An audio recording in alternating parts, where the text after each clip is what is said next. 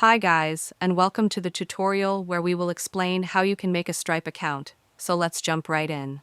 First, open your browser and go to stripe.com. Once you're on the home page, click on the Start Now button, which you'll find right in the center of the screen. Now you'll be taken to the sign up page.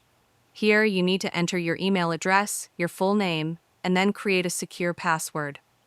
After filling out these details, go ahead and submit the form. Right after that, Stripe will show you a notification asking you to verify your email address. You can simply click the Open Email button, and it'll take you directly to your inbox. Find the email from Stripe and click the Verify Email Address button inside it. Once your email is verified, Stripe will immediately guide you to activate your payments. This is an important step, so take your time to enter your business details, like your legal name, business type, and your business address. After that, you'll be asked to enter your banking details. This is where your payouts will be sent, so make sure everything is accurate. Next, for security, Stripe will require you to enable two-step authentication to help protect your account.